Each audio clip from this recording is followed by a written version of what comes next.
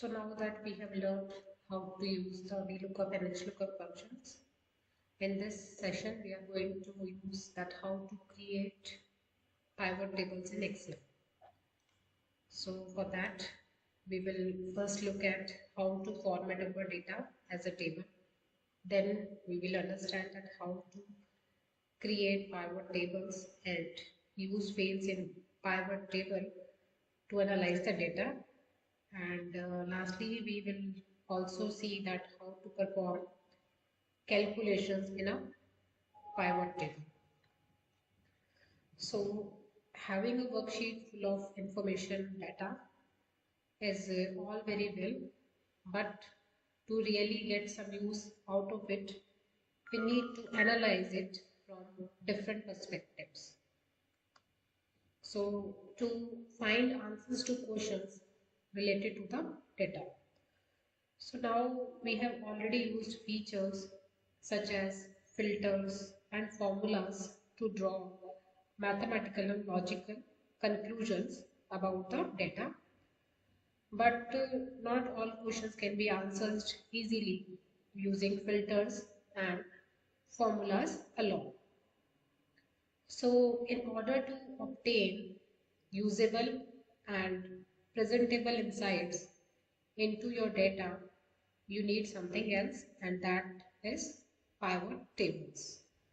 So pivot tables provide a simple and quick way in spreadsheets to summarize and analyze the data, to observe trends and patterns in your data, and also to make comparisons of your data. So pivot table is a dynamic, so you can, or as you change and add data to the original data set on which the pivot table is based. So the analysis and summary information changes too. So a data analyst can use pivot tables to draw useful and relevant conclusions about and create insights into and organizations' data in order to present those insights to interested parties within the company. So before you start to create a pivot table in Excel, it can be very helpful to first format your data as a table. So the reason for this is not only to make it more organized and defined and to add table styles to your data, but it makes it a lot easier when adding records to the data set. So now let's see the practical of pivot tables. So now after understanding about pivot table, that it is a tool to explore and summarize large amounts of data, analyze related totals, and then present summary reports. So let's see an example of pivot table. So before starting the example, I have some data over here, and as previously we have seen that we explained there that some checklist for applying the pivot table. The first is format as table.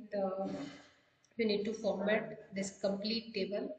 Simply click anywhere or go here, that is format as table, and you can select any format which you want. So I'm selecting this one, and this it is saying the reference of the whole table, address of the whole table, and you need to check this option as well that my table has headers. So by this way it will apply filters over the data.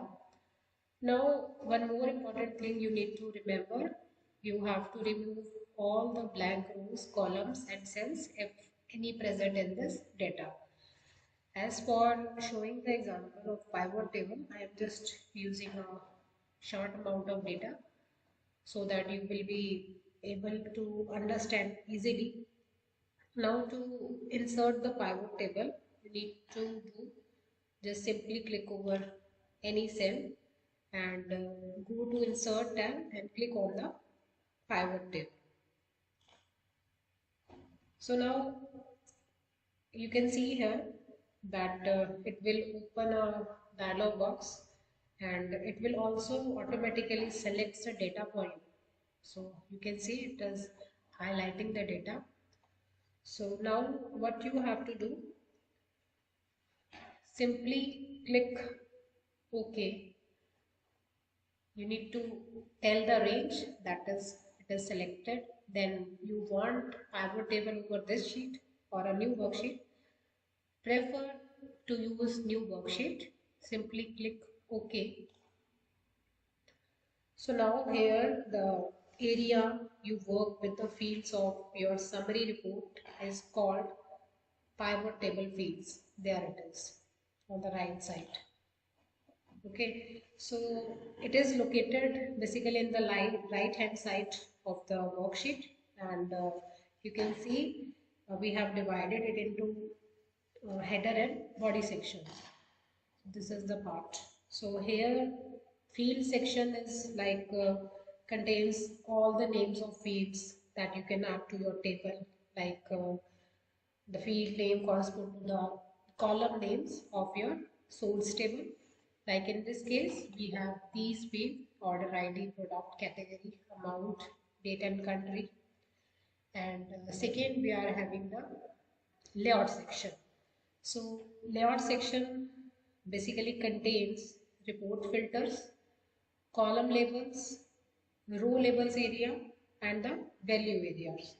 So from here you can arrange and rearrange the fields of your table.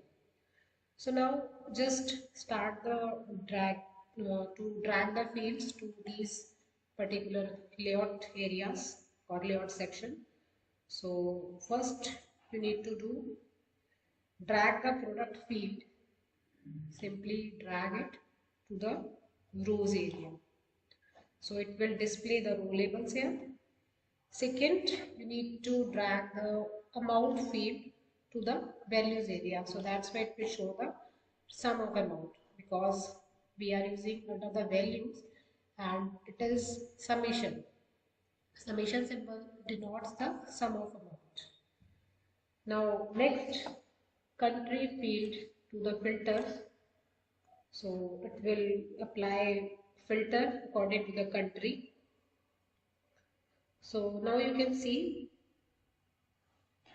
here the main product. Suppose before you can find the pivot table, you can see that the data is here according to the values, that apple, banana, these are the row labels of products and these are the sum of amounts of these products.